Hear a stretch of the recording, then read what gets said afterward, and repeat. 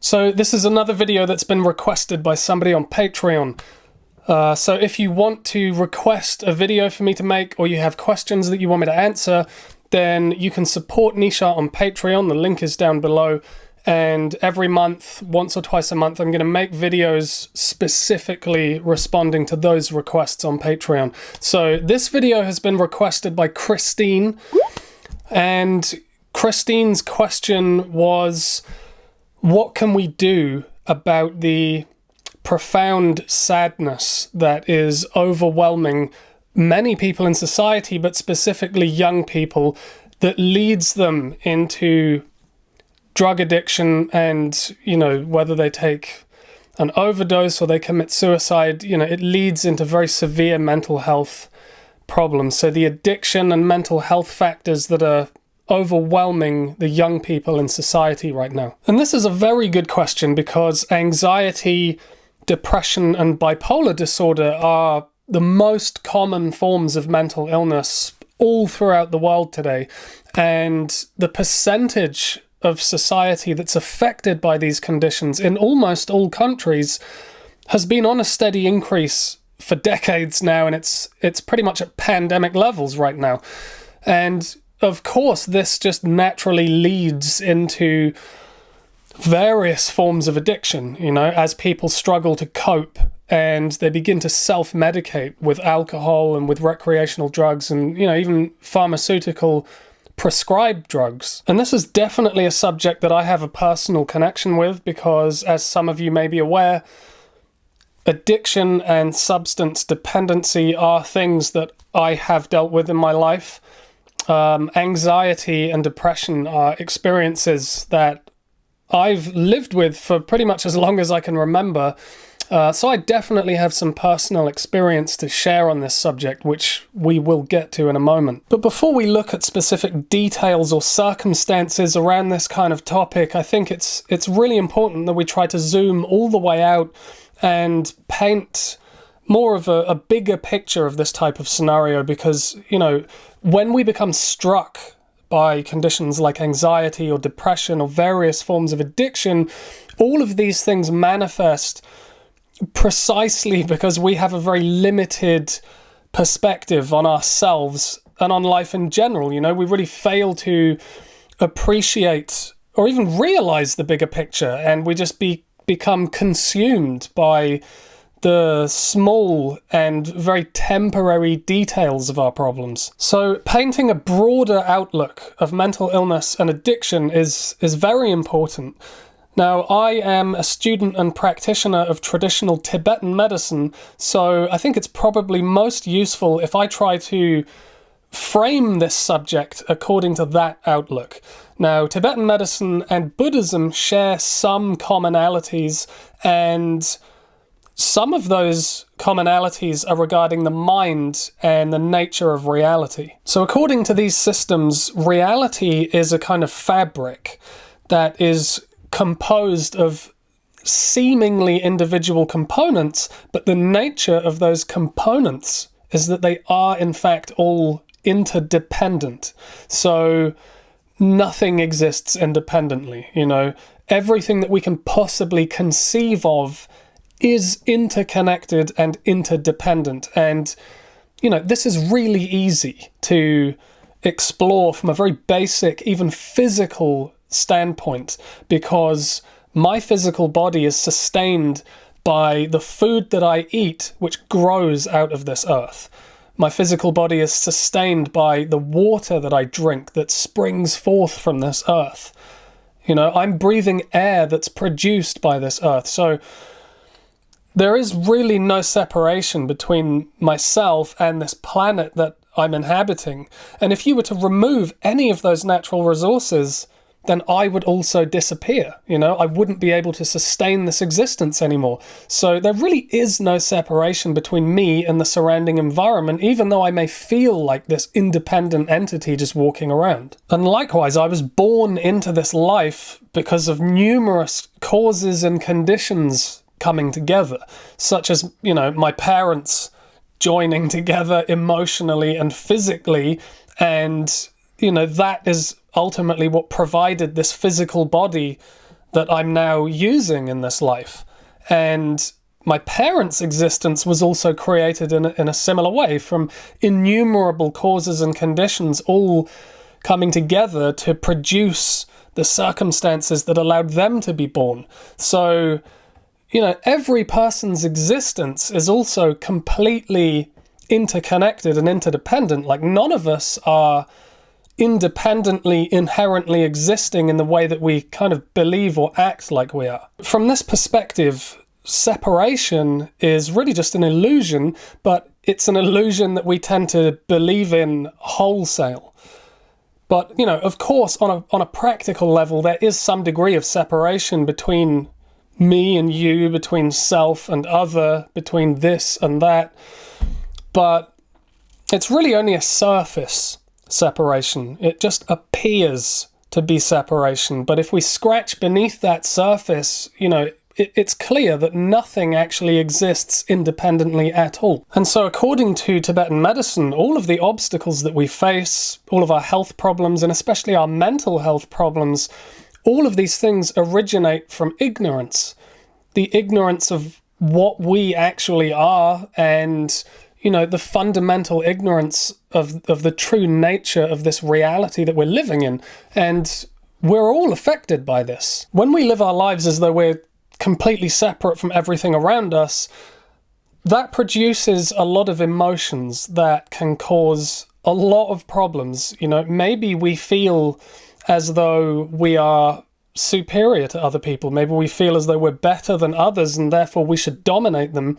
Or, on the other end of the spectrum, maybe we feel highly inadequate and we feel isolated to the point of loneliness. Maybe we start chasing after money or material objects, or we begin obsessing over dogmatic belief systems, or if we get really overwhelmed, we might start seeking out the effects of drugs or alcohol in an attempt to alleviate our suffering, which, obviously doesn't get any better. If anything, it just gets worse. But whatever end of the spectrum we're on, really what we're doing here is we're trying to follow very temporary, impermanent things, believing that they're going to provide a kind of lasting, permanent source of happiness, which they won't. So from this big picture perspective, this is why we become enslaved to these cyclic, repetitive, destructive habits, because we're failing to recognize that this life that we have right now is an integral part of this broader fabric of life. And from that viewpoint, loneliness and isolation is just not possible, It's just a construct of the mind. But our fundamental ignorance of all of this is really what produces mental illness in all of its forms. And it's what leads us into these repetitive behaviors. It leads us into addiction. And in the case of people that become too traumatized by this kind of mistaken worldview, it can result in things like suicide. So, of course, cultivating a different outlook on reality would be the ultimate way of uprooting the causes of mental illness. But, that's not always possible. When you're in the middle of a crisis and you're desperately struggling to cope, it's not really possible to just change your outlook like that. This is something that it's a practice, it takes time. It's a gradual process. For some people, it may be a bit quicker than others, but this is not something you can just call upon like that in the midst of a crisis. And so there also needs to be some very practical, logical, sensible, hands-on ways of approaching this kind of traumatic situation. So to begin with, I think viable alternatives to addiction need to be available. They need to be visible in society. People need to be living examples of what is possible, that it is possible to live a different life and that we don't need to be constantly enslaved to our thoughts and emotions, and we don't need to become reliant on substances just to make it through each day. But it's, quite sad because in our culture, such examples are not really very abundant. They're not very widespread in modern culture, because it seems like a lot of young people now, and even a lot of older people, are just idolizing things like celebrity or money or sex or violence. And there's this element of shame as well with mental illness and addiction, because people that are suffering with that are ashamed to admit that they're suffering with that, and they try to hide that from other people. And I think society in general is ashamed to be associated with people that appear to be unstable. So, there's a lot of judgment in society, and there's a lot of eagerness to just kind of push the problem away, push it to one side, and instead just focus on the most superficial shit that, ironically, is in itself a kind of mass form of mental illness. People need to stop thinking that they have all the answers, and they need to just learn how to listen. They need to try to understand where troubled people are coming from. Why are they drug dependent in their own opinion? Why are they anxious? Why are they depressed? Why are they suicidal according to their own view? So for me personally, I was always a very anxious kid. I was always really nervous all the time. And I left home as a teenager armed with very limited life experience and not much emotional maturity. And with that, I just tried to navigate my way into adult life. And, I didn't really have any healthy role models. There were not really any responsible adults present. And I very quickly ended up in that cycle of behavior where I was trying to self-medicate through drugs and alcohol, really just as a way of coping with the constant stress and emotional overwhelm that I was feeling. And of course, that started out as a way of just simply relieving tension, but it quickly became a coping mechanism, which is addiction. And, this went into overdrive as soon as traumatic experiences presented themselves, which they did. So a lot of things happened. I'm not going to go into much specific detail on things that happened.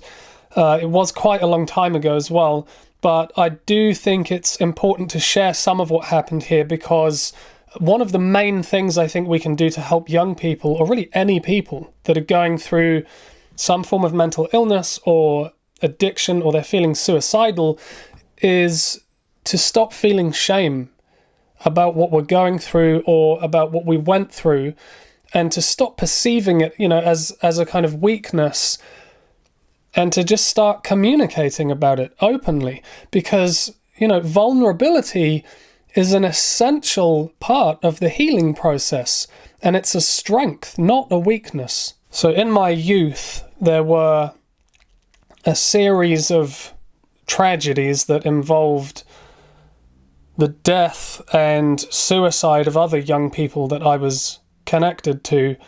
And as a young person with no real guidance and no healthy sense of community, substance dependency was something that was available, and it very quickly became this murky and dangerous lifestyle that I found myself enveloped by. I mean, I was using drugs just so that I could actually show up to work on time and make some money and just kind of meet the basic necessities of survival. And at the same time, I was also trying to kind of be there and help friends that I perceived were more traumatized than me and were deeper into addiction than me, but their wanton self-destruction and my inability to stop it really just pushed me over the edge.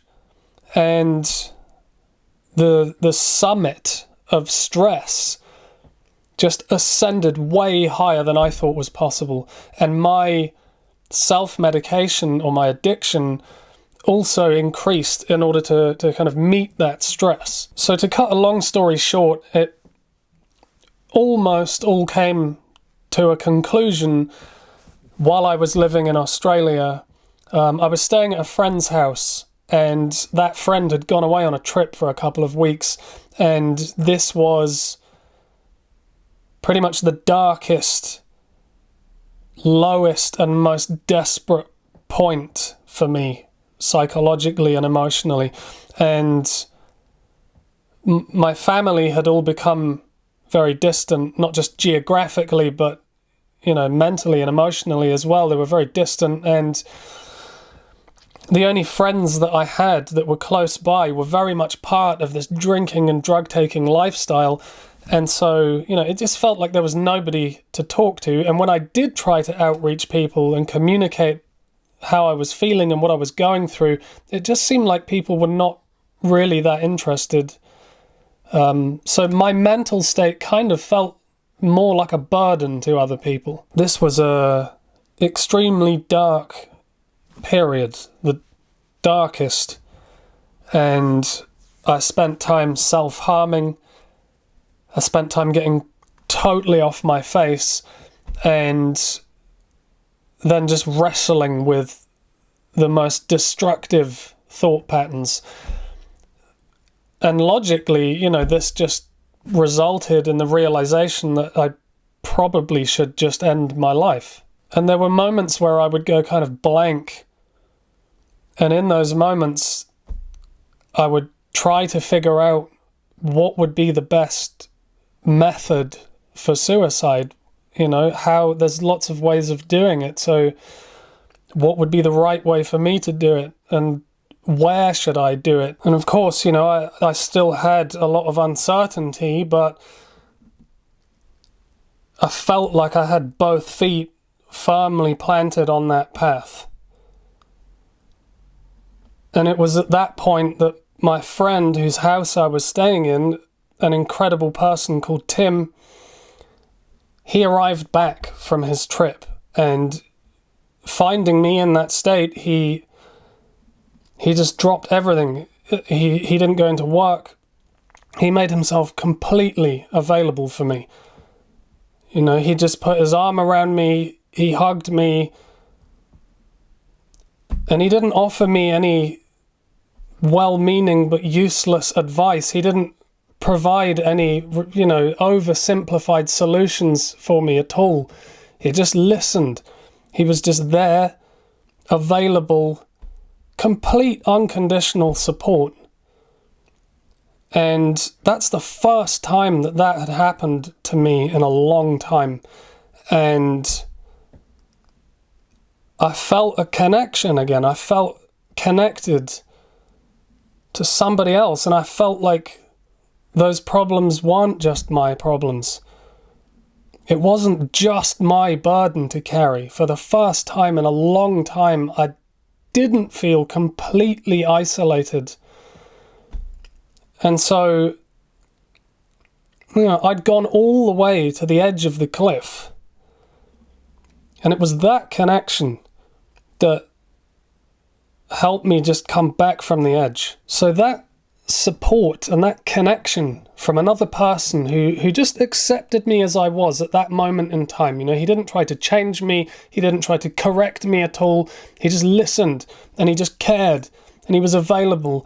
And it's that connection that gave me enough strength to just fly back to the UK and reassess my life. And so I managed to kind of muddle through for a few more years, but I was still very much dependent on alcohol and some drug use most of the time. I kept trying to redirect myself towards a different life and towards a better life, but community-wise, culturally, there was like literally zero support. All of the people that I had around me were very much invested in carrying on with that way of life. They were very much invested in me carrying on with that way of life. And so the only encouragement I got was encouragement to just keep drinking and taking drugs. It was only when I met Noemi, who I'm now married to, that I was able to begin uprooting the causes of addiction and really start to sort my shit out once and for all. And, you know, again, it was her unconditional support and loving kindness that really provided a platform for me from which I could actually start to change and transform my situation, because she saw that there was more to me than just the self-limiting beliefs and repetitive destructive habits. And so it just became more possible for me to let go of the toxic behavior that was holding me hostage. So the short answer is yes, there are lots of things that we can do to heal and recover from addiction and to support mental health. You know, we can approach this from the perspective of diet, from natural medicines, lifestyle behavior, and all of these things. But although these can yield incredible results, it's very, very difficult when you're in the real depths of depression and addiction. It's very difficult for any of those strategies to gain any traction, for us to get any real genuine progress in pursuing any of those things, if we don't have the support and guidance of community, however big or small that community is, you know. So this is something that we really have to roll up our sleeves and create for ourselves, because there isn't any establishment that's going to provide that for us. You know, that's something that we have to create for ourselves, because it's no longer a celebrated part of our culture. Sadly, modern culture as it is right now very much reflects that kind of everybody out for themselves mentality, which is very deeply entrenched in this perception of separateness, you know, that everything exists separately. And so, you know, that kind of support, the caring community, that's something that we really must reclaim for ourselves. You know, we must reclaim it for our health, for our sanity, and for the well-being of the future generations. You know, we really have to give young people something genuine and substantial to look up to, rather than the vapid, hollow materialism that just abounds mainstream culture and indoctrinates all corners of society. My history of addiction and mental illness isn't some stain I can simply wash off. You know, that's a really big part of who I am in this lifetime. And it's been an ongoing source of suffering that has literally taken me right to the edge. But it's also one of the main reasons why I'm here now doing this. You know, it's been a huge source of inspiration for me to learn about health, to learn about healing, to learn about ways of understanding the mind and working with the mind. And, you know, it's really why I'm doing this and why I want to share this with people, because I know firsthand what it's like to live through the darkest times. So why would I feel shame in any of that?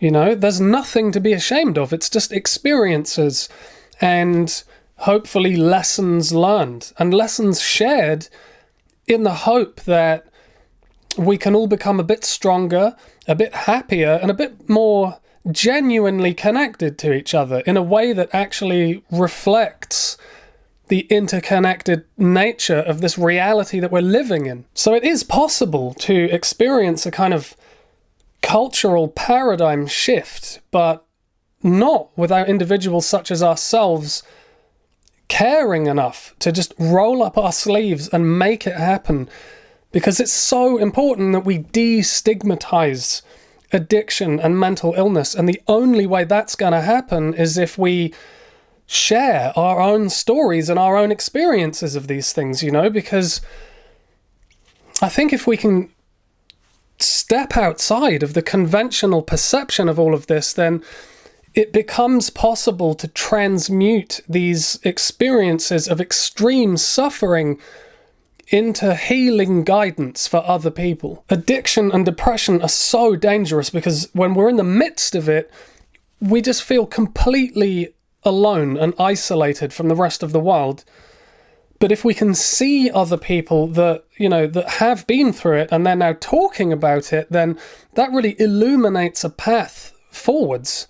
for a lot of people that are just lost. Transparency is the key component to this, because if we can communicate more openly and honestly with each other, then so much of this kind of suffering can be reduced, it can be alleviated. But the profound absence of people talking openly about this is exactly what pushes people over the edge. And, I can tell you that from first-hand experience.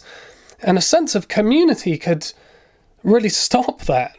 It could really provide a refuge for people to start processing their inner demons and really push past the psychological limitations that have been holding them hostage for so long. Just managing to move beyond the fear and connect with and communicate with other people is where it all starts. Whether you're in the midst of trauma right now, or you've already grown through that experience, but maybe you just feel a bit ashamed of sharing what it is you've been through. Both sides of this story need to be told. So please see this video and the comment thread below as a safe place where you can reach out and share your experiences. And there's no judgment or shame here whatsoever. And I will answer as many people as I can. And hopefully, in the spirit of community, you can talk with and support each other, and new connections can be made, which ultimately is the root from which transformation can begin to grow.